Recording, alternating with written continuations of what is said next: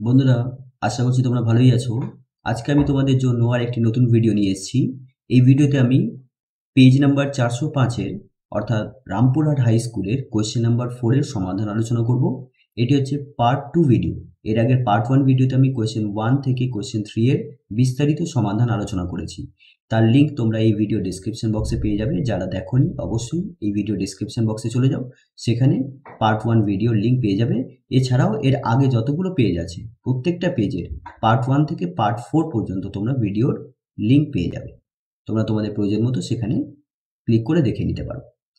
আর ভিডিওটি শুরু করার আগে তোমাদের কাছে আমার রিকোয়েস্ট থাকলো, যারা এই চ্যানেলে প্রথম এসছো এবং যারা এখনো পর্যন্ত আমার চ্যানেলটা সাবস্ক্রাইব করোনি, অবশ্যই চ্যানেলটা সাবস্ক্রাইব করে নিয়ে পাশে যে বেল আইকনটা আছে সেটাতে ক্লিক করে অল অপশনটাতে ক্লিক করে দিও।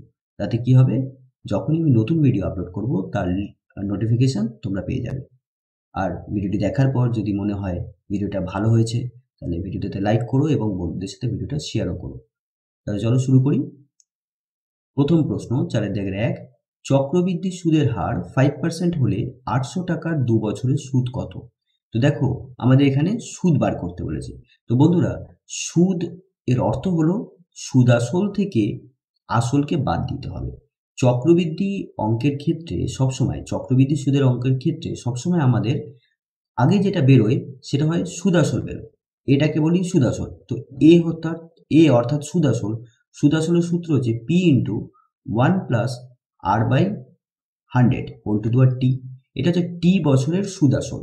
এখন এই সুদ আসলের মধ্যে সুদও থাকে আবার আসলও থাকে। সুদ আসলের মধ্যে সুদও থাকে এবং আসলও থাকে। তো সুদ আসল আমাদের সবার প্রথমে বার করতে হবে। এই সুদ আসল থেকে আসল অর্থাৎ 800 টাকা বাদ দিয়ে দিলেই আমরা যেটা পাবো সেটাই হলো চক্রবৃদ্ধির সুদ। ঠিক আছে, তাহলে এটাকে করি। তাহলে এখানে কি কি দেওয়া আছে? প্রদত্ত সুদের হার অর্থাৎ আর হচ্ছে 5%, আসল অর্থাৎ P ইকুয়ালস টু 800 টাকা, সময় অর্থাৎ T 2 বছর। এবার লিখব অতএব T বছর পর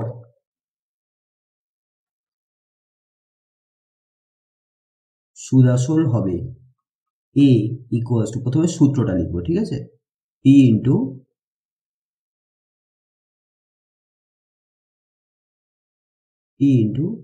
1 plus R/100 whole to the power T। এবার এখানে আমরা মানগুলো বসিয়ে দিই। তাহলে P হচ্ছে 800 টাকা, 1 প্লাস R হচ্ছে 5 ডিভাইডেড বাই 100 আর T এর মান হচ্ছে 2। ব্যাস বন্ধুরা, এবার এখানে আমরা ক্যালকুলেশন করলেই আমরা পেয়ে যাব সুদ আসল। তাহলে 800 ইন্টু, এখানে 5-এর সাথে 100কে সবসময় যোগ করবে, ঠিক আছে।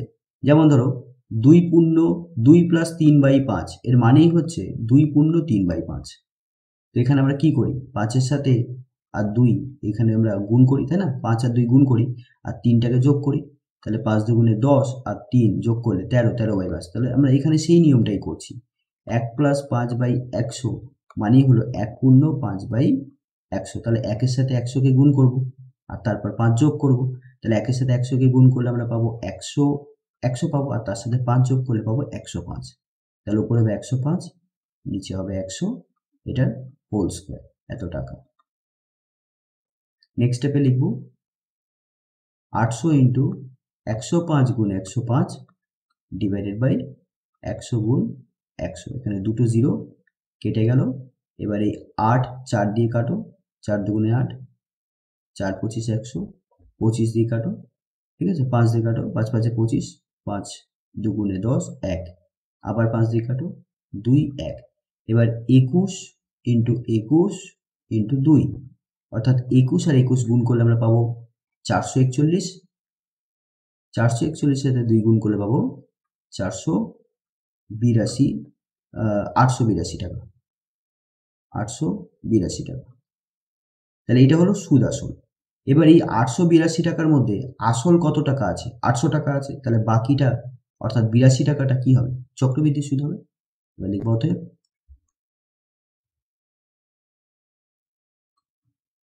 চক্রবৃদ্ধি সুদ সমান সমান 882 মাইনাস 800 টাকা, অর্থাৎ 82 টাকা।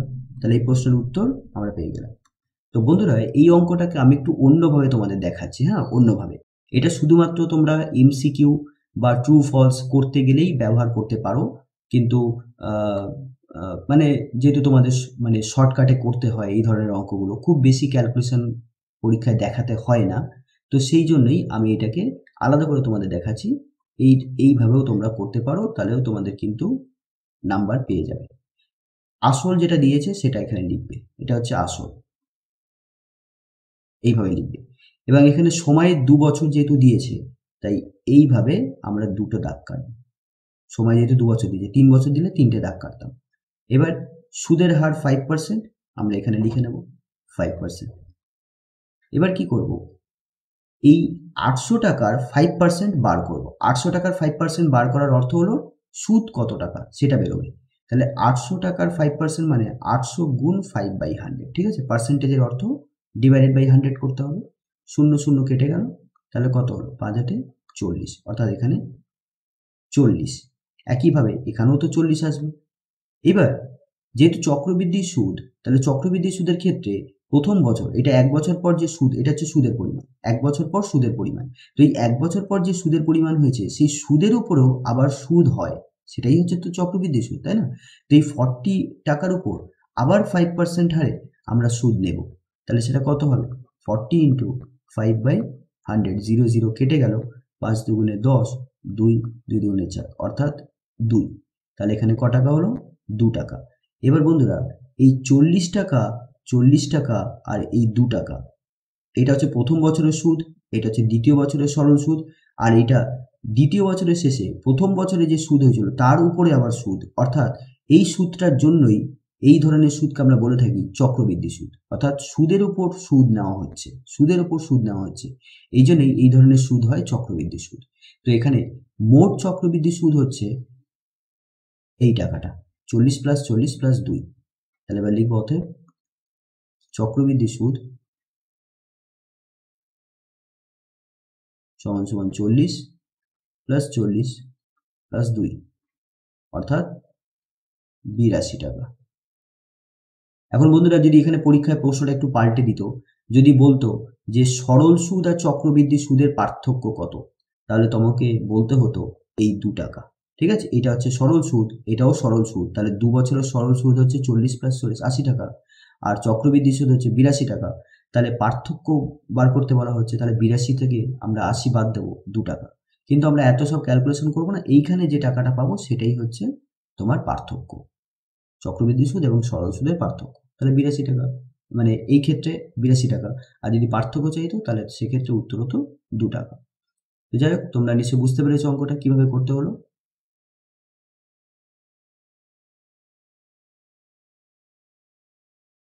পরের অঙ্ক বলা হচ্ছে একটি অর্ধগোলকের সমগ্রতলের ক্ষেত্রফল এবং আয়তনের সাংখ্যমান সমান হলে ব্যাসের দৈর্ঘ্য কত?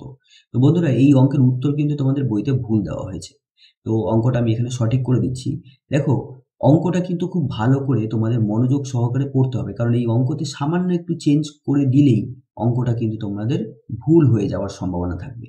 প্রথম কথা, এখানে অর্ধগোলক বলেছে, এখানে প্রশ্নটা পরিবর্তন করে নিরেট বলে দিতে পারতো, নিরেট অর্ধগোলক। হ্যাঁ, আমি নিরেট দিয়েও তোমাদের অঙ্কটাকে বুঝিয়ে দেবো যে নিরেট হলে কি হতো। তো অর্ধগোলকের সমগ্র তলের ক্ষেত্রফল, অর্ধগোলক বলতে ধরো না একটা কড়া, ঠিক আছে? রান্নার যে কড়া হয় সেটা হচ্ছে অর্ধগোলক আকৃতির। তো সেটার সমগ্র তল বলতে তো শুধু এই তলটাকেই বোঝানো হবে, তাই না? এই তলটাকেই বোঝানো হবে। তো সমগ্র তলের ক্ষেত্রফল, তো একটা সম্পূর্ণ গোলকের সমগ্র তলের ক্ষেত্রফল হয় 4 পাই আর স্কোয়ার। তাহলে এর অর্ধেকটা কত হবে? এখান থেকে এতটা, তাহলে 2 পাই আর স্কোয়ার। তাহলে আমি এখান থেকে তার ব্যাসার্ধটা ধরে নিচ্ছি, এটা হচ্ছে ব্যাসার্ধ, এটা হচ্ছে আর। তাহলে এই অর্ধগোলকের সমগ্র তলের ক্ষেত্রফল হবে, তাহলে অর্ধগোলকের সমগ্র তলের ক্ষেত্রফল সমান সমান হবে 2 পাই আর স্কোয়ার। পুরোটা হচ্ছে 4 পাই আর স্কোয়ার, তাহলে তার অর্ধেকটা হবে 2 পাই আর স্কোয়ার, এত বর্গ একক। এবার আয়তন, ঠিক আছে। এবার আয়তন আমরা কি করে বার করব? আয়তন হচ্ছে ভিতরে যতটা জায়গা থাকে সেটাকে আমরা বলি তার আয়তন। তাহলে এখানে লিখবো অর্ধগোলকের আয়তন। দেখো বন্ধুরা, একটা সম্পূর্ণ গোলকের আয়তনের সূত্র হচ্ছে 4/3 পাই আর কিউব। তাহলে এর অর্ধেক আছে, তাহলে অর্ধেকের আয়তন এর অর্ধেক হবে, তাই না? এর অর্ধেক হবে, তাহলে এখানে 4 আর এখানে 2 কেটে গেল, তাহলে কত হলো? 2/3 পাই আর কিউব। পুরোটা হচ্ছে 4/3 পাই আর কিউব, তাহলে অর্ধেকটা কত হবে? তাহলে 4/3 পাই আর কিউব এর অর্ধেকটা হবে, তার মানে হবে 2/3 পাই আর কিউব। এবার বন্ধুরা এখানে অবশ্যই লিখে দেবে আরটা কি। আরটা হচ্ছে গোলকের ব্যাসার্ধ। এবার বন্ধুরা এখানে প্রশ্ন অনুসারে, আচ্ছা আয়তনের ক্ষেত্রে আমি বলে দিই, আয়তন সবসময় ঘন একক হবে। এবার বন্ধুরা এই আয়তন আর ক্ষেত্রফল বলেছে সমান, আয়তন আর ক্ষেত্রফলের সাংখ্যমান সমান। এই সাংখ্যমান কেন ব্যবহার করা হচ্ছে? কারণ দেখো, ক্ষেত্রফল আর আয়তন কখনোই সমান হতে পারে না, কারণ তাদের একক তো আলাদা। বর্গ একক, এটার ঘন একক, কখনোই একই হতে পারে না। যেমন ধরে নাও ক্ষেত্রফল ধরো 50 সেন্টিমিটার স্কোয়ার, আর আয়তন ধরে নাও 50 সেন্টিমিটার কিউব। তাহলে এই দুটো কখনোই সমান না, কিন্তু দুটোর মান তো সমান। তো এই মানটাকেই বলা হচ্ছে সাংখ্যমান, ঠিক আছে। একক পৃথক হওয়ার জন্য এই দুটো রাশি কখনোই সমান হবে না, কিন্তু তাদের সাংখ্যমান সমান হতে পারে। তাই এই হিসাবে আমাদের সাংখ্যমানটাকেই শুধু লিখতে হবে। তাহলে প্রশ্ন অনুসারে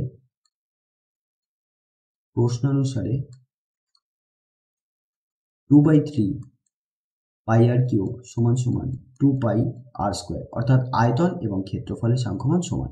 এখানে 2 আর এই 2 কেটে গেল, পাই পাই কেটে গেল, এখানে দুটো আর আছে, এখানে তিনটে আর আছে, অর্থাৎ এই পাশে একটা আর থেকে যাবে, এই একটা কেটে যাবে। তাহলে এইদিকে কি থাকলো? এইদিকে থাকলো r/3 আর এদিকে থাকলো 1। তাহলে এখান থেকে আমরা পাচ্ছি r = 3। এবার বন্ধুরা ব্যাস চেয়েছে, ব্যাস মানে হলো ব্যাসার্ধর দ্বিগুণ। আমরা যেটা এখন বার করলাম এটা বলছে ব্যাসার্ধ, ঠিক আছে, আর কে আমরা বলে থাকি ব্যাসার্ধ। তাহলে এর মানের দ্বিগুণটাই হবে ব্যাস। তাহলে অতএব ব্যাস = 2r, মানে 2 × 3 এত একক, অর্থাৎ 6 একক। এখন বন্ধুরা অঙ্কটাতে যদি এরকম বলে দিত যে নিডেড অর্ধগোলক, নিডেড অর্ধগোলক বলতে যেমন বলতে পারো যে একটা তরমুজ, অর্ধেক তরমুজ, হ্যাঁ,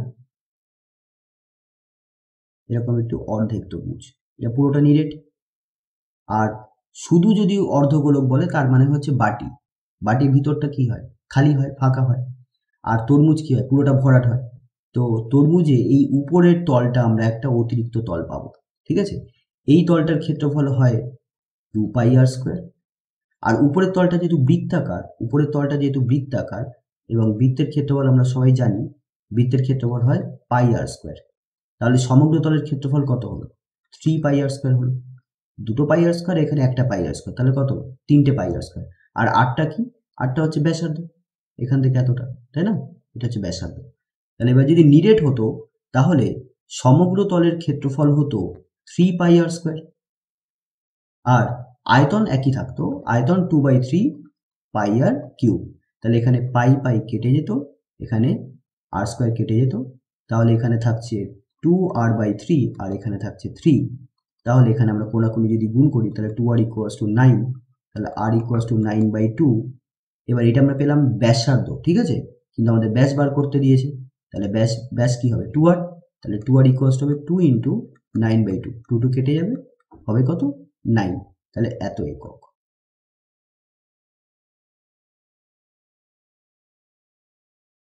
বন্ধুরা পরের অঙ্ক 4-3 অঙ্কে বলা হচ্ছে যে একটি বৃত্তের ব্যাস AB এবং P বৃত্তের উপর যে কোনো একটি বিন্দু। তো বন্ধুরা আমরা একটা বৃত্তের এখানে ছবি আঁকবো সবার প্রথমে।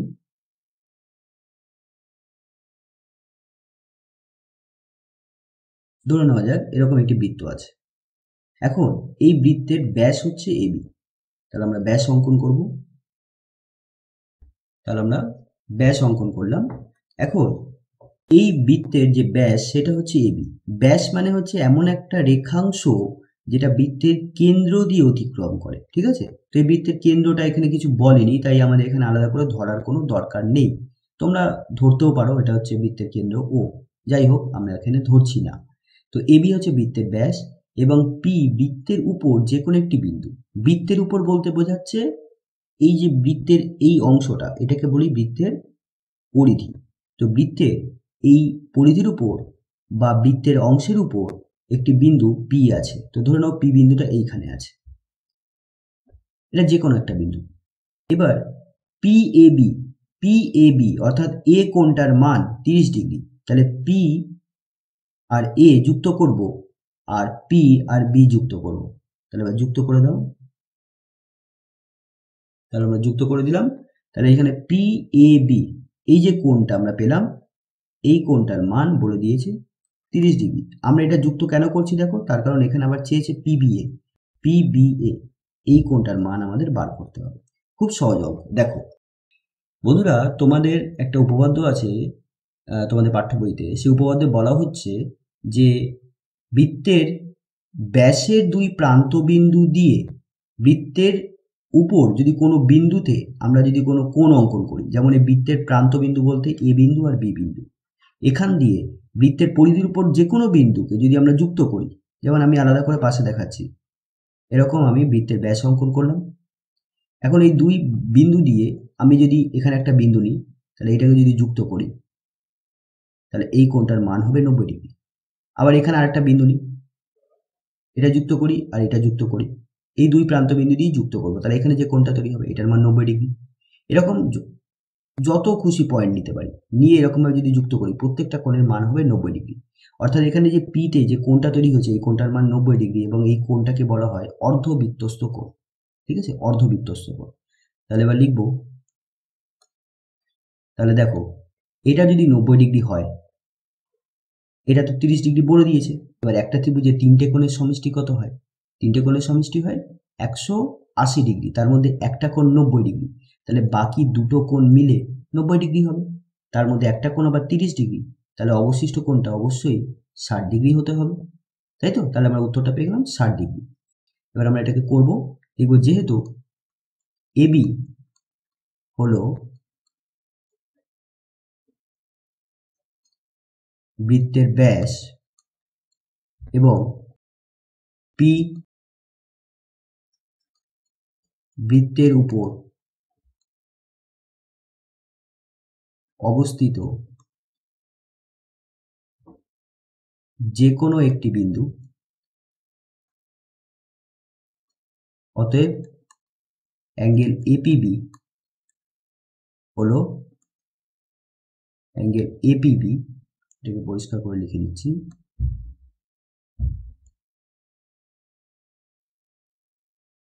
হলো অর্ধ বৃত্তস্থ কোণ। অর্থাৎ অ্যাঙ্গেল এপিবির মান হবে কত? 90 ডিগ্রি। এবার আমরা এই কোণটার মান বার করব। এটার কোণ, এই কোণটা হচ্ছে 90 ডিগ্রি, এই কোণটা 30 ডিগ্রি। তাহলে এই দুটো কোণকে যোগ করে 180 থেকে বাদ দিয়ে দেবো, তাহলে এই কোণটা পেয়ে যাব, কারণ তিনটে কোণের সমষ্টি 180 ডিগ্রি। এখন অ্যাঙ্গেল পিবিএ ইকুয়ালস টু হবে 180 degree minus angle PAB plus APB. এবার মানগুলো বসিয়ে দাও। 180 ডিগ্রি মাইনাস পিএবি কোণের মান 30 ডিগ্রি আর এপিবির মান হচ্ছে 90 ডিগ্রি। তাহলে হয়ে গেল 180 ডিগ্রি মাইনাস এখানে যোগ করলে আসছে 120 ডিগ্রি। এবার 180 থেকে 120 ডিগ্রি বাদ দিলে আমরা পাবো 60 ডিগ্রি। তাহলে এটাই হচ্ছে এই প্রশ্নের উত্তর। খুবই সহজ একটা অঙ্ক।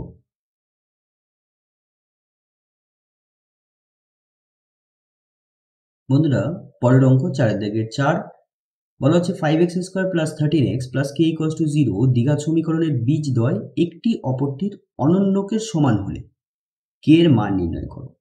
দেখো বন্ধুরা, দুটো বীজ অর্থাৎ দ্বিঘাত সমীকরণের x এর যে দুটো মান, সেই দুটো মানকে আমরা বলে থাকি বীজ। তো সেই দুটো বীজের মধ্যে কি সম্পর্ক? একটা বীজ আর একটা বীজের অনন্য। এখন অনন্য ব্যাপারটা কি সেটা আমাদের একটু বুঝে নিতে হবে। যেমন ধরে নাও 5, 5 এর অর্থ হচ্ছে 5/1, তাই না? নিচে 1 থাকে সেটা আমরা লিখি না, কিন্তু 5 এর মানে হচ্ছে 5/1। তাহলে 5/1 কে যদি আমরা উল্টো করে লিখি তাহলে কত হবে? 1/5 হবে। তো 5 এর অনন্যক হবে 1/5। একইভাবে 1/5 এর অনন্যক হবে 5/1 বা 5। একইভাবে 2/3 এর অনন্যক হবে 3/2।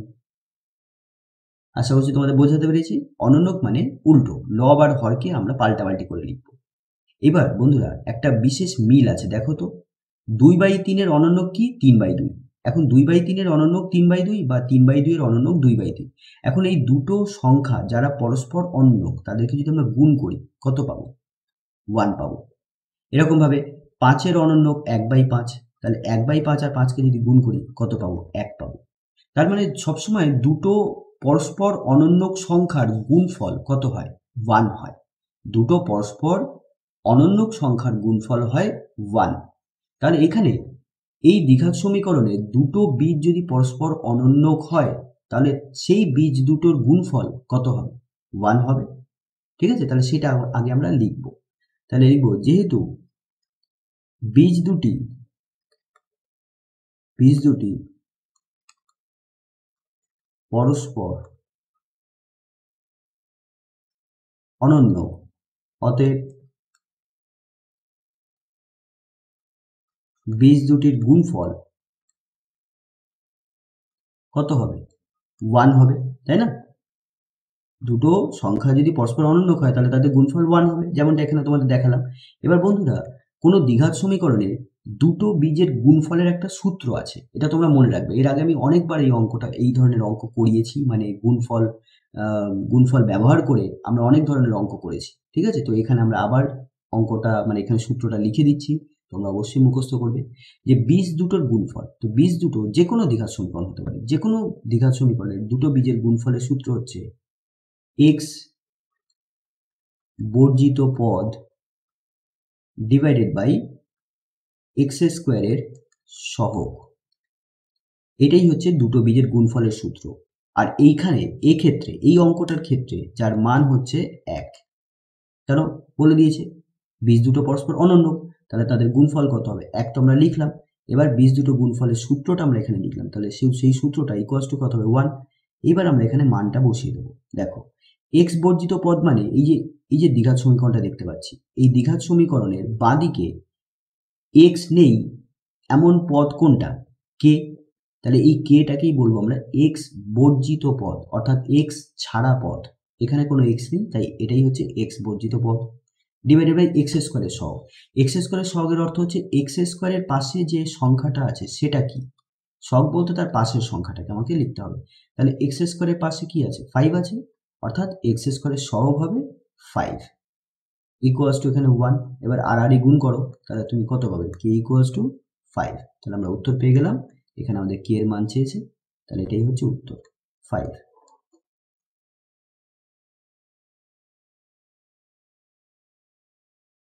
বন্ধুরা পরের অঙ্ক 4 দাগের 5 প্রশ্নে বলা হচ্ছে একটি ঘনকের ঘনফল 1728 ঘনমিটার। ঘনফলের অর্থ হচ্ছে আয়তন। ঠিক আছে, আয়তন। ঘনকটির কর্ণের দৈর্ঘ্য ও সমগ্র তলের ক্ষেত্রফল নির্ণয় করো। খুব সহজ অঙ্ক, শুধু সূত্রের উপর নির্ভর করে এই অঙ্কটা আমাদের করতে হবে। তাই এই ধরনের অঙ্ক আমি বারবার তোমাদের বলেছি, যখনই তোমরা পরিমিতির অঙ্ক করবে কিন্তু সূত্রগুলো খুব ভালো করে মুখস্থ রাখবে। সূত্র মুখস্থ থাকলেই এই ধরনের কোয়েশ্চেন খুব অনায়াসে তোমরা করে নিতে পারবে। তো দেখো এরকম একটি ঘনক আছে, ঘনক মানে যেমন ধরো লুডোর ছক্কা। ঠিক আছে, তো এই ঘনকটার প্রত্যেকটা ধারের দৈর্ঘ্য সমান হয়, ঘনকের প্রত্যেকটা ধারের দৈর্ঘ্য সমান হয়, অর্থাৎ দৈর্ঘ্য a, প্রস্থ a, উচ্চতাও a। এখন এই ঘনকের আয়তন অর্থাৎ ভিতরে কতটা জায়গা আছে সেটাকেই বলে থাকি তার আয়তন। তো ভিতরে যে জায়গা আছে তার পরিমাণটা হচ্ছে 1728 ঘনমিটার। 1728 ঘনমিটার। এখন যদি ঘনকের প্রত্যেকটা ধারের দৈর্ঘ্য a হয় তাহলে ঘনফলের সূত্র হবে বাহুর কিউব। বাহুর কিউব। ঠিক আছে, তাহলে এখানে আমি লিখব প্রশ্নানুসারে a কিউব ইকুয়ালস টু 1728। এটা এখানে কি সেটা অবশ্যই লিখে নেবে, যে ঘনকের প্রত্যেকটা ধারের দৈর্ঘ্য, ঘনকের প্রতিটি ধারের দৈর্ঘ্য। এবার এখান থেকে আমাদের দেখতে হবে এই সংখ্যাটা কোন সংখ্যার ঘন হয়। দেখো, তার জন্য আমরা এখানে এটাকে উৎপাদক করব, মৌলিক উৎপাদক বিশ্লেষণ করব।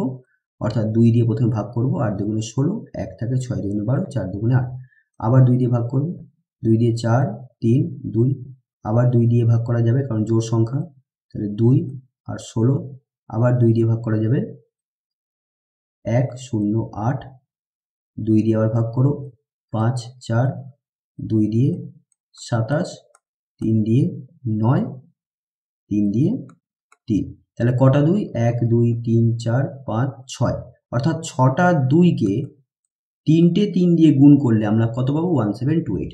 তাহলে এখানে লিখব a cube equals to 2 to the power 6 into 3 to the power 3। তো বন্ধুরা এখন দেখো এটাকে আমরা কিভাবে করব। a কিউব, এখানে 6 এর অর্থ কি দেখো, 2 এর পাওয়ার 6, এটাকে তো আমরা এইভাবে লিখতে পারি, 2 এর পাওয়ার 2 ইন্টু 3 লেখা যায়।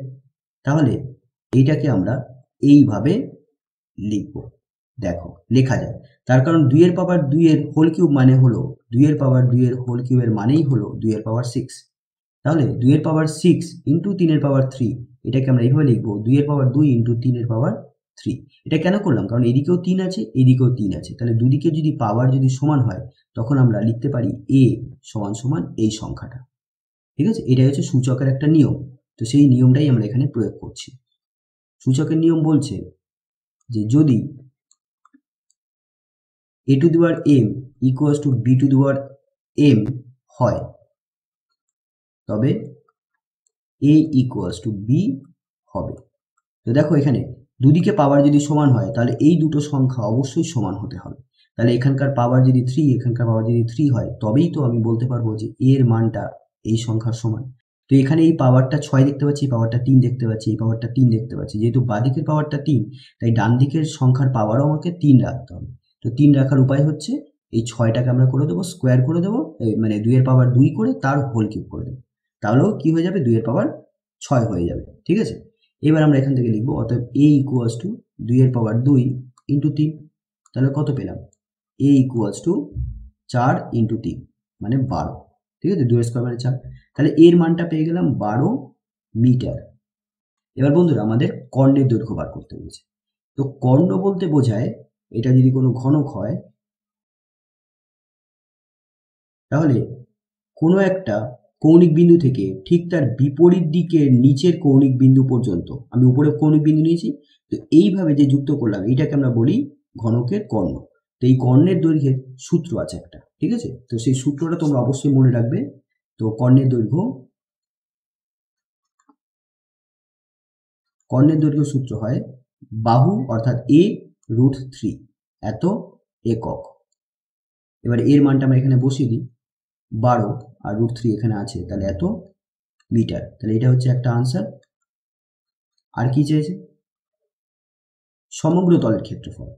এবার দেখো বন্ধুরা, ঘনকের প্রত্যেকটা তল হয় বর্গক্ষেত্র। হ্যাঁ, প্রত্যেকটা তল হয় বর্গক্ষেত্র। এবার বর্গক্ষেত্রের ক্ষেত্রফল হয় a স্কোয়ার। যেহেতু ঘনকের প্রত্যেকটা তলের ক্ষেত্রফল সমান, তাই একটা তলের ক্ষেত্রফল যদি a স্কোয়ার হয় তাহলে প্রত্যেকটা তলের ক্ষেত্রফলই a স্কোয়ার হবে। আর যেহেতু 6টা তল, তাহলে 6টা তলের মোট ক্ষেত্রফল কত হবে? 6a স্কোয়ার হবে।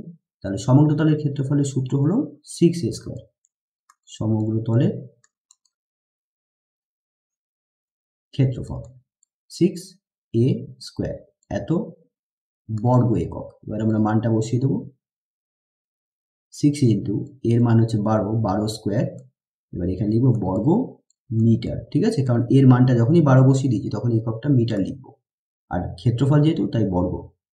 তাহলে এখানে কত হচ্ছে? 6 ইন্টু 12 মানে 144 এত বর্গ মিটার। এবার যদি গুণ করি, 4 ছক 24 হাতে 2, 4 ছক 24, 25, 26, 2, 6 আর 2 8, 864 বর্গ মিটার। তাহলে এটাও আর একটা উত্তর।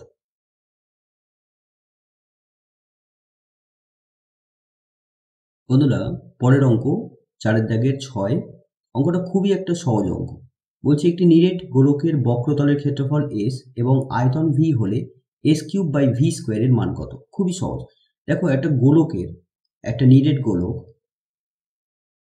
অর্থাৎ যেমন বল, বল তো ভিতরে খালি থাকে, তো ধরুন একটা লোহার বল, ঠিক আছে? তো লোহার বলটা হচ্ছে নিরেট গোলক। তো এই নিরেট গোলকের যে ক্ষেত্রফল, বক্রতলের ক্ষেত্রফল সেটা হচ্ছে এস, আর এস এর সূত্র হচ্ছে, অর্থাৎ বক্রতলের ক্ষেত্রফলের সূত্র হচ্ছে 4 পাই আর স্কোয়ার। আরটা কি? আরটা হচ্ছে ব্যাসার্ধ, ঠিক আছে? ব্যাসার্ধ। আর আয়তন অর্থাৎ ভিতরে যে জায়গা আছে সেই জায়গাটার সূত্র অর্থাৎ আয়তনের সূত্র হচ্ছে 4/3 পাই আর কিউব।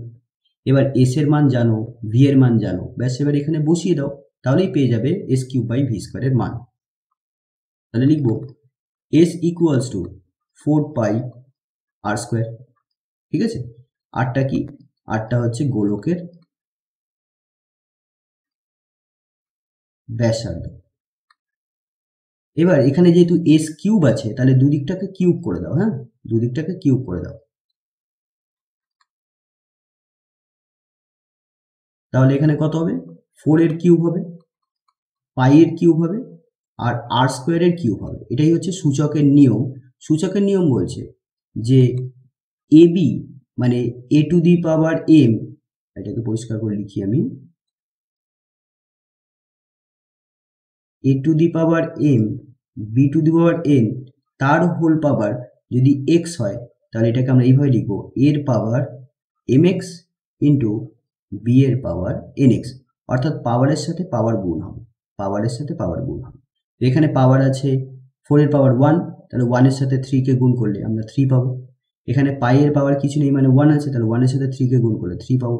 এখানে আর এর পাওয়ার 2 আছে, তো 2 এর সাথে 3 কে গুণ করব।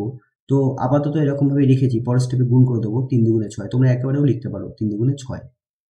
তাহলে আমরা এখান থেকে কি পাচ্ছি? 4 কিউব, ঠিক আছে? 4 কিউব পাই কিউব, তোমরা 4 কিউবটাকে ভাঙিয়েও লিখতে পারো, বাট লেখার এখন দরকার নেই, পরে লিখবো আমরা, আর এর পাওয়ার 6। এবার আমরা একইভাবে বার করব ভি স্কোয়ার, হ্যাঁ, ভি স্কোয়ার। এবার ভি ইকুয়ালস টু, সূত্র হচ্ছে 4/3 পাই আর কিউব। এবার ভিতে স্কোয়ার আছে, তাহলে আমরা দুদিকে বর্গ করব, দুদিকে বর্গ করব, তাহলে v square equals to 4/3 pi r কিউবের স্কোয়ার। তাহলে এর অর্থ হচ্ছে 4 square by 3 square into pi square into r এর পাওয়ার 3 দুগুণে 6, ঠিক আছে? এইভাবে আমরা রাখতে পারি, অথবা এটাকে ভাঙাতেও পারি। এবার আমরা কি করব? S cube by v square করবো, s cube by v square. এবার বন্ধুরা এস কিউব বাই ভি স্কোয়ারের অর্থই হয় এস কিউব ভাগ ভি স্কোয়ার, তাই না? এস কিউব ভাগ ভি স্কোয়ার। এবার মানগুলো বসিয়ে দিই। এস কিউবের মান আমরা পেয়েছিলাম কত? এই যে এইটা 4 cube pi cube R to the 6 divided by 4 square pi square R to the 6 divided by 3 square. এবার বন্ধুরা যেহেতু এটা ভাগ আছে, তাহলে ভাগটাকে যদি আমরা গুণ করি, তাহলে কি হয়? ভাগটাকে গুণ করলে এই সংখ্যাটা উল্টে যাবে, 3 স্কোয়ারটা উপরে চলে যাবে, নিচে 4 square pi square R to the 6। দেখো r to the 6 r to the 6 কেটে গেল, এখানে 3টে পাই আছে আর এখানে 2টো পাই আছে, তাহলে কেটে গিয়ে উপরে একটা পাই থাকবে। এখানে 2টো 4 আছে, এখানে 3টে 4 আছে, তাহলে কেটে গিয়ে একটা 4 থাকবে। তাহলে উপরে কত আছে? 4 পাই ইন্টু 3 স্কোয়ার, 3 স্কোয়ার মানে 9, তো 9 এর সাথে 4কে গুণ করলে 36 হয়, তাহলে 36 পাই। তাহলে এটাই হচ্ছে এই প্রশ্নের উত্তর।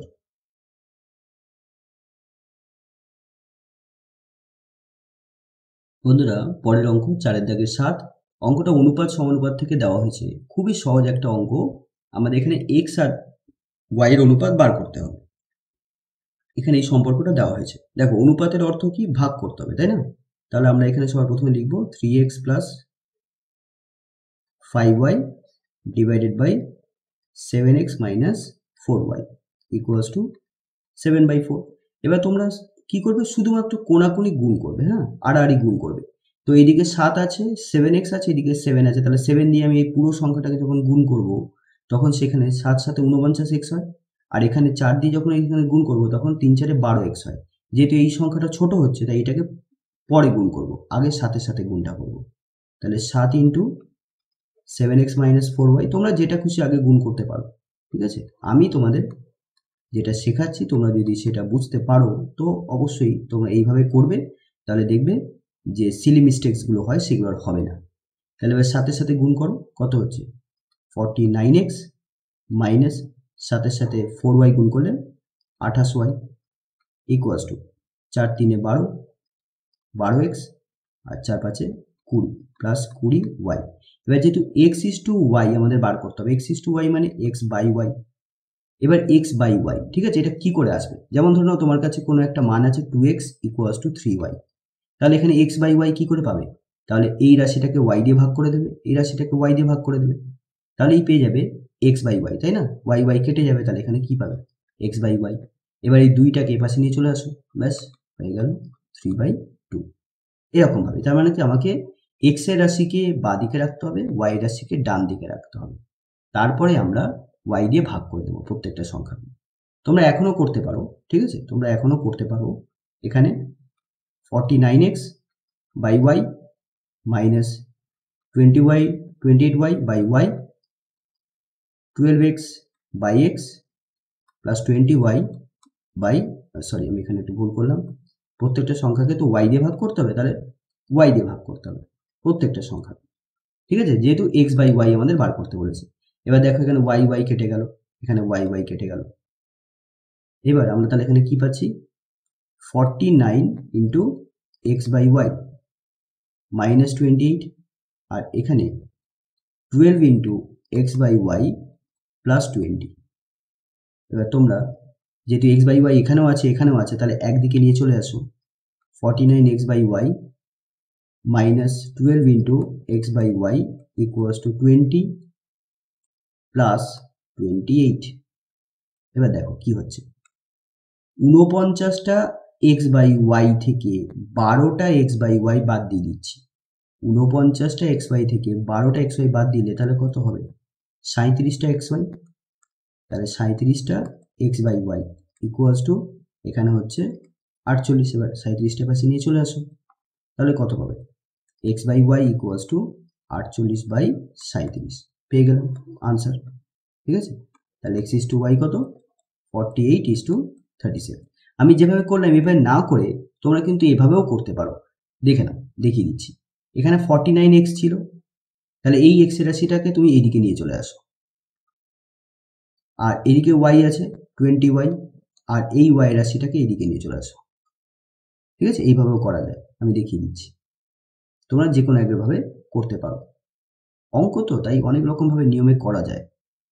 তাহলে এখানে কত হচ্ছে, বিয়োগ করলে 37x আর এখানে যোগ করলে 48y প্লাস, এবারে এক্সটাকে এইদিকে রাখো, ওয়াইটাকে এইদিকে নিয়ে চলে আসো, ওয়াইটা এইদিকে চলে আসছে, তাহলে ভাগ হয়ে যাবে। আর 48টাকে এইদিকে রেখে 37টাকে এইদিকে নিয়ে চলে আসো, তাহলে ভাগ হয়ে যাবে। তাহলে দেখো পেয়ে গেলাম 48, এটা 48/37, ব্যাস হয়ে গেল। এইভাবে আরো সহজভাবে হয়ে গেল, x is to y equals to 48:37। কিন্তু অনেক রকম স্টুডেন্ট তো থাকে, তো সবাই সব রকম ভাবে বুঝতে পারে না, আমি এখানে দু রকম ভাবে বুঝিয়ে দিলাম। তোমরা তোমাদের ক্ষেত্রে যেটা সহজ মনে হবে তোমরা সেটাই করো, ঠিক আছে। তবে এখানে তোমরা আর একটা নতুন পদ্ধতি শিখলে, ঠিক আছে, সাধারণত তোমরা এইভাবেই হয়তো করে এসছো, কিন্তু এখানে তোমাদের আমি একটা নতুন পদ্ধতি শেখালাম, তো এই নতুন পদ্ধতিটা অনেক জায়গায় কাজে লেগে যেতে পারে, তো এটা শিখে রাখার চেষ্টা করো।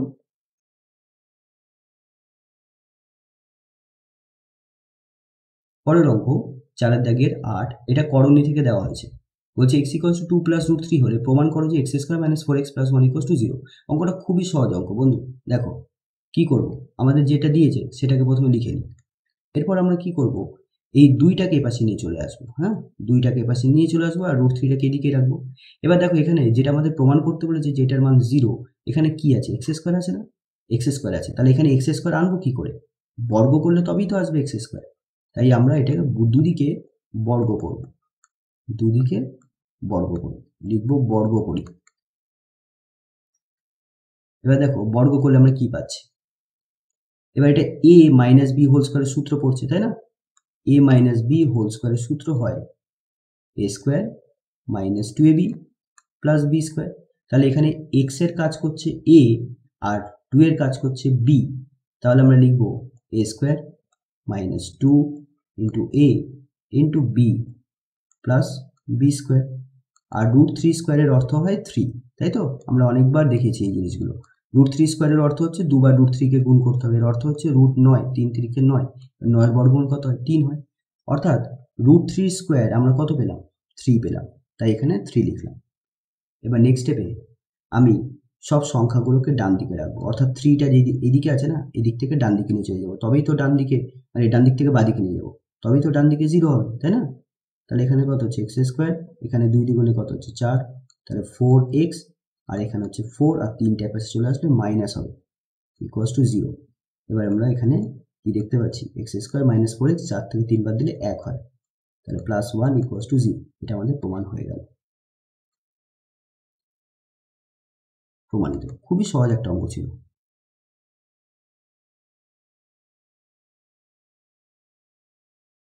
বন্ধুরা, পরের অঙ্ক 4 থেকে 9। প্রশ্নে বলা হচ্ছে একটি অংশীদারি ব্যবসায় রাম ও শ্যামের মূলধনের অনুপাত 3:4 এবং শ্যাম ও যদুর মূলধনের অনুপাত 5:6 হলে বার্ষিক লাভ 590 টাকা থেকে শ্যাম কত টাকা পাবে? খুবই সহজ অঙ্ক। দেখো, আমরা এখানে রাম শ্যামের মূলধন অনুপাত লিখে নিচ্ছি প্রথমে। দেখো, রাম ইস টু শ্যাম, ঠিক আছে? রাম ইস টু শ্যাম, এটা হচ্ছে মূলধন। হ্যাঁ, ব্র্যাকেটে লিখে দিলাম মূলধন। তাহলে মূলধনের অনুপাত কত? 3:4। আবার এদিকে শ্যাম ইস টু যদু, এখানেও মূলধনের অনুপাত, সেটা কত? 5:6। এবার বন্ধুরা, এই দুটো অনুপাতের মধ্যে কোন নামটা দুটো অনুপাতেই আছে? শ্যাম নামটা দুটো অনুপাতেই আছে। এবার এই ধরনের অঙ্ক করতে গেলে যখন দেখতে পাচ্ছি যেই নামটা দুটো অনুপাতেই আছে সেই নামটার পরিমাণটাকে সমান করতে হবে। যেমন শ্যামের পরিমাণ এখানে 4 আর এই অনুপাতে শ্যামের পরিমাণ 5, তাহলে সমান করতে গেলে আমি কি করব? সমান করতে গেলে এই অনুপাতের দুটো পদের সাথেই আমি 5 গুণ করব। 5 গুণ করলে কত হবে? এটা কত হবে? 4 × 5 20, আর এখানে আমরা 4 দিয়ে গুণ করব, তাহলে এখানেও হবে 20, তাহলে সমান হয়ে যাবে।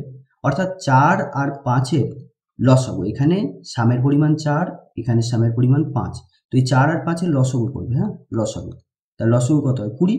এই 20 দিয়ে এই 4কে ভাগ করবে, 20 দিয়ে 4কে ভাগ করবে, তাহলে কত পাবো? 5 পাবো। তার মানেই হলো এই 5 দিয়ে এই অনুপাতটাকে গুণ করতে হবে, আর এই অনুপাতটাকে 4 দিয়ে গুণ করতে হবে, কারণ 5 আছে। 20কে 5 দিয়ে ভাগ করলে কত আছে? 4, তাই এই অনুপাতটাকে 4 দিয়ে গুণ করতে হবে। তাহলে আমরা এখন সেটাই করব, এবং যখন গুণ করব না, তখন অনুপাতের দুটো পদের সাথেই কিন্তু গুণ করতে হবে, দুটো পদের সাথে। তাহলে এটা যদি গুণ করি, কত দিয়ে গুণ করবো? 5 দিয়ে, তাহলে 5 দিয়ে গুণ করলে কত হবে? 3 5 15, আর 5 দিয়ে গুণ করলে 4 5 20। একইভাবে এখানে 4 দিয়ে গুণ করব, তাহলে 4 5 20 আর 4 6 24। তাহলে দেখতে পাচ্ছি রাম যদি 15 টাকা মূলধন দেয় তাহলে শ্যাম দিচ্ছে 20 টাকা, আর শ্যাম যদি 20 টাকা দেয় তাহলে যদু দিচ্ছে 24 টাকা। তার মানে রাম, শ্যাম আর যদুর মূলধনের অনুপাত 15:20:24। এবার লিখব, অতএব রাম, শ্যাম ও যদুর মূলধনের অনুপাত 15:20:24। তাহলে আনুপাতিক সমষ্টি কত হবে?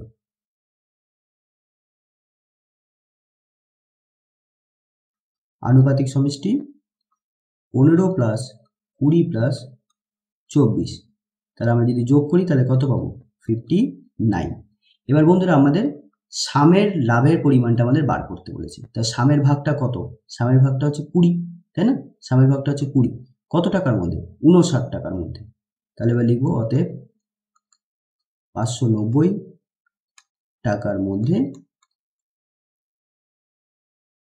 শ্যাম পাবে। দেখো, শ্যাম পাচ্ছে 20 টাকা, কত টাকার মধ্যে? 59 টাকার মধ্যে। তাহলে 590 টাকার মধ্যে বেশি পাবে, তাই গুণ করে দেবো। তাহলে এখানে কেটে গেলে 10 হয়, এবার 20 × 10 মানে 200 টাকা। তাহলে এই প্রশ্নের উত্তর আমরা পেয়ে গেলাম 200 টাকা।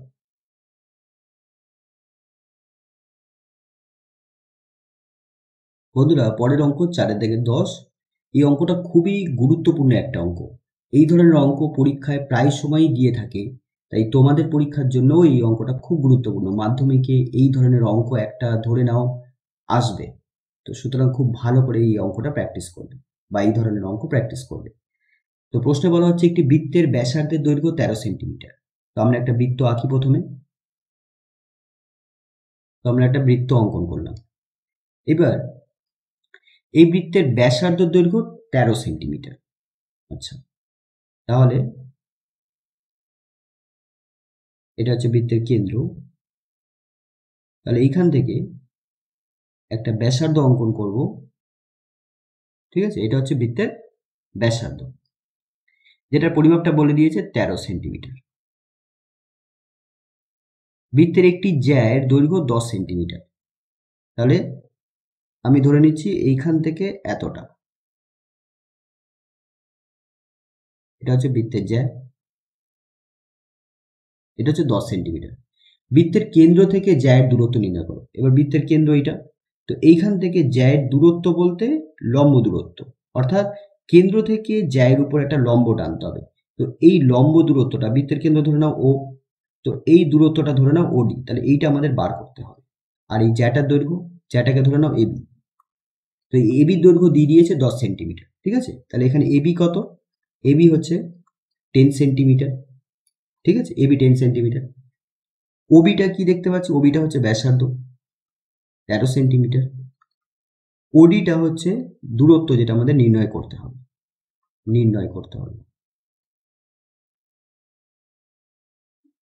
এবার বন্ধুরা, এই অঙ্কটা করতে গেলে তোমাদের উপপাদ্য 32-এর সাহায্য নিতে হবে। তোমাদের বইতে, পাঠ্য বইতে উপপাদ্য 32 আছে। তো ওই উপপাদ্য 32-এর লাইনে, মানে উপপাদ্য 32-এ বলা হচ্ছে যে বৃত্তের কেন্দ্র থেকে ব্যাস নয় এমন কোনো জ্যা, যেমন এখানে দেখতে পাচ্ছি এবি কিন্তু বৃত্তের ব্যাস না, এটা হচ্ছে একটা জ্যা। তো ব্যাস নয় এমন কোনো জ্যায়ের উপর যদি আমরা লম্ব অঙ্কন করি, যেমন এটা বৃত্ত, একটা জ্যা অঙ্কন করলাম, আর কেন্দ্র থেকেও জ্যায়ের উপর যদি আমরা কোনো লম্ব অঙ্কন করি, তাহলে এই জ্যাটাকে, এই লম্বটা সমান দুভাগে ভাগ করবে, অর্থাৎ এই দুটো বাহু পরস্পর সমান হবে, অর্থাৎ এই বিন্দুটা মধ্যবিন্দু হবে। তাহলে এখানে দেখতে পাচ্ছি যেহেতু এটা লম্ব দূরত্ব, তার মানে অবশ্যই এটা লম্ব। যদি লম্ব হয় তাহলে ডি বিন্দুটা কি হবে? মধ্যবিন্দু হবে, তাই না? তাই ডি বিন্দুটা মধ্যবিন্দু, তার মানে এডি বাহুটা আর বিডি বাহুটা সমান হবে। এবার বন্ধুরা, পুরো বাহুটা তো দৈর্ঘ্য 10, এবং তার মধ্যে যদি এই দুটো অংশ সমান হয় তাহলে প্রত্যেকটা কত হলো? 5 হলো, অর্থাৎ বিডির পরিমাপ কত হলো? 5। এবার এই যে সমকোণী ত্রিভুজটা দেখতে পাচ্ছি ও বিডি, এই ত্রিভুজের এই বাহুটা অর্থাৎ অতিভুজটা 13 সেন্টিমিটার, ভূমিটা 5 সেন্টিমিটার। তাহলে লম্বটা আমাদের বার করতে হবে। পিথাগোরাসের সূত্র ফেলে আমরা খুব সহজেই বার করতে পারবো, তাই না? তাহলে এবার বন্ধুরা আমরা এখানে লিখব, যেহেতু ওডি এবি জ্যায়ের উপর লম্ব, অতএব ডি এবি এর মধ্যবিন্দু, অতএব এডি আর বিডি সমান হবে। সুতরাং বিডি তাহলে কত হবে? যদি এডি আর বিডি সমান হয় তাহলে বিডির পরিমাপটা হবে 10/2, অর্থাৎ 5 সেন্টিমিটার। এবার আমরা লিখব ত্রিভুজ ওবিডি এর ক্ষেত্রে আমরা কি লিখতে পারি? ওডি, দেখো অতিভুজ সব থেকে বড় হয়, হ্যাঁ, একটা সমকোণী ত্রিভুজের অতিভুজের পরিমাপটা সব থেকে বড় হয়, এবং অতিভুজের পরিমাপটা আমি জানি। অতিভুজ বাদ দিয়ে বাকি দুটো বাহুর মধ্যে যে কোনো একটা বাহুর পরিমাপ যদি আমাকে বার করতে বলে, তাহলে সবসময় সেই বাহুটার পরিমাপ হবে অতিভুজের বর্গ থেকে যে বাহুটা জানা আছে তার বর্গকে বিয়োগ করে দিতে হবে। বিয়োগ করে বর্গমূল করলেই আমরা পেয়ে যাব অপর বাহুটার পরিমাপ। আর এটা কিন্তু পিথাগোরাসের সূত্রের সাহায্যেই আমরা করছি, ঠিক আছে, কিন্তু শর্টকাটে, হ্যাঁ, শর্টকাট, একদম ডাইরেক্টলি বার করছি। তাহলে ওডি যেহেতু ছোট অতিভুজের থেকে, তাই এখানে আমরা সবসময় অতিভুজের থেকে বাদ দেবো 13 স্কোয়ার মাইনাস 5 স্কোয়ার। হ্যাঁ, পিথাগোরাসের সূত্র আমরা প্রয়োগ করলাম। তাহলে এখানে কত হলো? 169 মাইনাস 25, অর্থাৎ 144। এগুলো সবই হচ্ছে সেন্টিমিটার। তাহলে 140-এর বর্গমূল হয় 12, তাহলে কি পেয়ে গেলাম? 12 সেন্টিমিটার। তাহলে এটাই হচ্ছে উত্তর।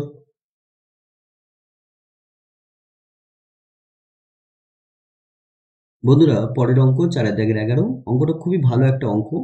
বলছে ত্রিভুজ এবিসি এর অন্তঃকেন্দ্র ও অ্যাঙ্গেল বিওসি 150 ডিগ্রি হলে অ্যাঙ্গেল বিএসির পরিমাপ কত?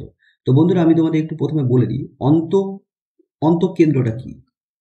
অন্তঃকেন্দ্রটা কি দেখো, আমাদের কাছে যদি কোনো ত্রিভুজ দিয়ে দেয়, ধরে নাও এরকম একটি ত্রিভুজ দিয়ে দিল, তো এই ত্রিভুজটার অন্তর্বৃত্ত অর্থাৎ এই ত্রিভুজের ভিতরে যদি আমরা এরকম একটা কোনো বৃত্ত অঙ্কন করি, তাহলে এই বৃত্তের কেন্দ্রটাকেই বলবো অন্তঃকেন্দ্র। আর এই বৃত্তটাকে আমরা বলবো অন্তর্বৃত্ত। হ্যাঁ, তো এই অন্তর্বৃত্তের কেন্দ্রকে বলা হয় অন্তঃকেন্দ্র। তো বন্ধুরা এই অন্তর্বৃত্তটা আঁকতে হয় কিভাবে, এটা তোমাদের কিন্তু সম্পাদ্যে আছে। হ্যাঁ, তোমাদের ক্লাসেই আছে অন্তর্বৃত্ত, তোমরা পেয়ে যাবে, তোমাদের দেখে নিও বইতে কোন চ্যাপ্টারে আছে। চ্যাপ্টারটা আমার মনে নেই কত নম্বর চ্যাপ্টারে। তো অন্তর্বৃত্ত আঁকতে গেলে তোমাদের কি করতে হয়, ত্রিভুজের যে কোনো দুটো বাহুকে সমান দুভাগ, যে কোনো দুটো কোণকে সমান দুভাগে ভাগ করতে হয়। যেমন ধরে নাও এই কোণটাকে সমান দুভাগে আমরা ভাগ করছি, সমান দুভাগ, অর্থাৎ এই কোণটার মান যা হবে এই কোণটার মান তাই হবে। এই কোণটার মান যদি 30 ডিগ্রি হয় এই কোণটার মানও 30 ডিগ্রি হয়। একইভাবে এই কোণটাকে সমান দুভাগে ভাগ করতে হয়, যে কোনো দুটো কোণ। হ্যাঁ, আমি এখানে এই দুটো কোণকে নিয়ে নিলাম, সমান দুভাগে ভাগ করলাম। এই দুটো সমদ্বিখণ্ড, কোণের সমদ্বিখণ্ডে যে বিন্দুতে ছেদ করে না, সেই ছেদ বিন্দুটাকে আমরা বলি অন্তঃকেন্দ্র, অর্থাৎ এই কেন্দ্রটা, এটাই হচ্ছে অন্তঃকেন্দ্র। মানে আমরা যদি কোনো এর মধ্যে যদি কোনো বৃত্ত অঙ্কন করি, তাহলে সেই বৃত্তের যে কেন্দ্র হবে সেটাই হচ্ছে এইটা। অর্থাৎ অন্তঃকেন্দ্রের সময় সবসময় এই অন্তঃকেন্দ্রের সাথে যদি এটাকে যুক্ত করি আর এটাকে যদি যুক্ত করি, তাহলে এই কোণটার মান এই কোণটার মান সমান হবে, আর এই কোণটার মান এই কোণটার মান সমান হবে। এটা যদি 20 ডিগ্রি হয় তাহলে এটাও হবে 20 ডিগ্রি, এটা যদি 15 ডিগ্রি হয় তাহলে এটাও হবে 15 ডিগ্রি। আশা করছি তোমাদের বোঝাতে পেরেছি। এবার এই অঙ্কটাতে আসি। তো এখানে এবিসি একটা ত্রিভুজ আছে, ধরুন এরকম একটি ত্রিভুজ আছে। তো এই ত্রিভুজটার অন্তঃকেন্দ্র ও, তার মানে আমি বৃত্তটা আঁকছি না, আমি এই সমান দুভাগে ভাগ করে নিচ্ছি। এই কোণটাকে সমান দুভাগে ভাগ করলাম, একইভাবে এই কোণটাকে আমি সমান দুভাগে ভাগ করলাম। এবার এইটা হচ্ছে অন্তঃকেন্দ্র ও, আর ত্রিভুজটা হচ্ছে এবিসি। এবার বিওসি এই কোণটার মান বলে দিয়েছে 150 ডিগ্রি। তাহলে বিএসি অর্থাৎ এই কোণটার মান কত? দেখো খুব সহজ একটা অঙ্ক। আমি এখানে ধরে নিচ্ছি এই কোণটা হচ্ছে এক্স আর এই কোণটা হচ্ছে ওয়াই। ঠিক আছে, এটা ধরে নিচ্ছি। ধরি angle OBC equals to X degree, angle OCB equals to Y degree. এবার বন্ধুরা এইটা যদি এক্স হয় তাহলে এই কোণটাও এক্স হবে, আর এটা যদি ওয়াই হয় তাহলে এই কোণটাও তো ওয়াই হবে, তাই না? তার কারণ ওটা হচ্ছে অন্তঃকেন্দ্র। তাহলে এবার লিখবো যেহেতু ও হলো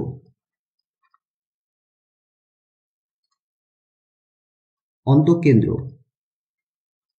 অতএব অ্যাঙ্গেল ও বি এ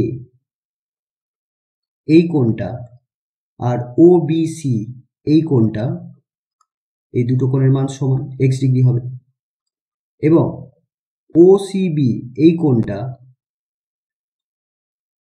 এটার সাথে সমান হবে এ সি ও, এবং মানটা হবে ওয়াই ডিগ্রি। তাহলে বন্ধুরা আমরা এবার কি করব, দেখো এই যে ত্রিভুজটা দেখতে পাচ্ছি না, ত্রিভুজ বিওসি, এটাকে নেব। ত্রিভুজ বিওসি এর আমরা জানি ত্রিভুজের তিনটে কোণের সমষ্টি কত হয়? 180 ডিগ্রি হয়। তাহলে একটা কোণ 150 ডিগ্রি, আর একটা কোণ এক্স ডিগ্রি, আর একটা কোণ ওয়াই ডিগ্রি। তাহলে এই তিনটে কোণকে যোগ করলে আমরা কত পাবো? 180 ডিগ্রি পাবো। তাহলে আমরা লিখবো 150 degree plus x plus y equals to 180 degree. তাহলে x plus y equals to কত হবে? 180 ডিগ্রি মাইনাস 150 ডিগ্রি, তাই তো? তাহলে আমরা পেলাম এক্স প্লাস ওয়াই এর মান 30 ডিগ্রি। এটাকে আমরা ব্যবহার করব।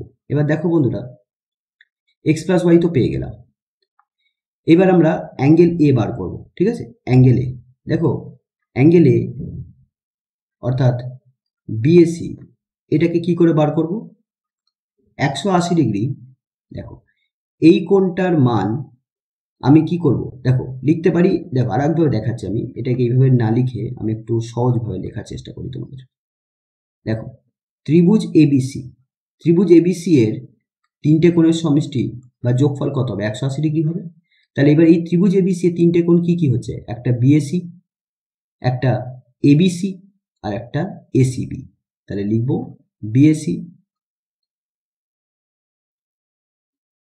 প্লাস এবিসি প্লাস এসিবি, যোগফল কত হবে 180 ডিগ্রি। এবার বন্ধুরা যদি খুব ভালো করে লক্ষ্য করো তাহলে এই এবিসি কোণটা, এবিসি কোণটার মান কত হবে, এক্স প্লাস এক্স হবে, তাই না? A B O R O B C এই দুটোকে যোগ করলে আমরা পেয়ে যাব, ঠিক আছে? তাহলে এখানে লিখব 2 into angle O B C plus 2 into angle O C B equals to 180 degree. দেখো ভালো করে লক্ষ্য করো, দেখো এই পুরো কোণটা আমরা বলতে পারি যে এই কোণটার দ্বিগুণ, কারণ এই পুরো কোণটা তো 2x আর এই কোণটা x, তাহলে এই কোণটার দ্বিগুণ হচ্ছে পুরো কোণটা। তাই এবিসির জায়গায় লিখলাম 2 ইন্টু ওবিসি, এবিসির জায়গায় লিখলাম 2 ইন্টু ওবিসি। একইভাবে এসিবির জায়গায় লিখলাম 2 ইন্টু ওসিবি। এই এ সি বি এর জায়গায় লিখলাম 2 ইন্টু ওসিবি। এই কোণটার দ্বিগুণই তো হচ্ছে পুরো কোণটা, তাই না? এটা লিখলাম। এবার আমরা এখানে মানগুলো বসিয়ে দিই। ওবিসি, ওবিসি কোণের মান হচ্ছে এক্স, দেখো আমরা এখানে লিখেছি ওবিসি কোণের মান এক্স, আর ওসিবি কোণের মান ওয়াই। তাহলে plus 2y equals to 180 degree লিখে দেবে, যেহেতু OBC equals to X degree আর OCB equals to Y degree. এবার বন্ধুরা এখানে 2টাকে কমন নাও, তাহলে কি হবে, এক্স প্লাস ওয়াই পড়ে থাকবে। এবার এক্স প্লাস ওয়াই এর মান কত, 30, বসিয়ে দাও।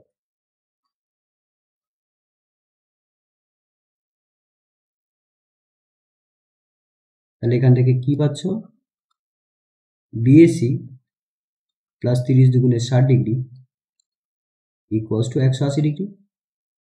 এবার বিএসি ইকুয়ালস টু তাহলে কত হচ্ছে, 180 ডিগ্রি মাইনাস 60 ডিগ্রি, অতএব বিএসি ইকুয়ালস টু 120 ডিগ্রি। তাহলে এটাই হলো এই প্রশ্নের উত্তর।